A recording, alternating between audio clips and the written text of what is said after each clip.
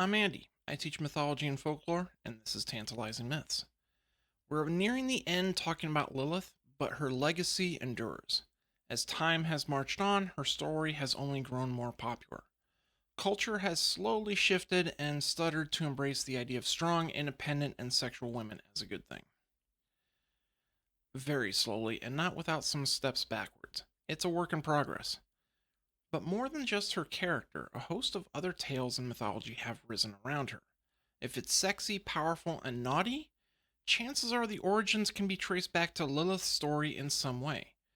Many medieval tales mention daughters of Lilith, demon children who follow in her footsteps, known as succubi. Some stories have them as physical demons that tempt men or steal children.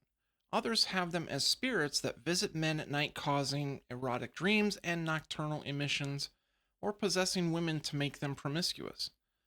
Others steal life force or drink blood, tying to stories of vampires. Move over, Vlad, you're not the baddest vampire on the block anymore.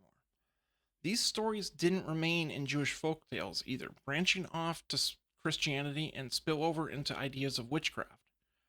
Strong, independent women who refused to marry, who lived apart from conventional society, were targets for supernatural blame as witches. Think Monty Python and the Holy Grail. Some folk tales indicate Lilith was a witch, the consort of Asmodeus, and later the consort of Lucifer. Lilith's story of independence, strength, and sexuality have allowed her to proliferate through cultures and literary genres. Today, we see modern incarnations where the supernatural aspects fall away, displaying core traits of feminine independence and sexuality that take us out of the mythological and folktale and into modern literary genres. While many authors turn mythological stories into early science fiction with the likes of Mary Shelley's Frankenstein or Robert Louis Stevenson's Strange Case of Dr. Jekyll and Mr. Hyde, Lilith jumped into hard-boiled and noir genres as the femme fatale. Dashiell Hammett's Bridget O'Shaughnessy in The Maltese Falcon, or Ava Gardner's Kitty Collins in The Killers, or Sharon Stone's Catherine Trammell in Basic Instinct come to mind.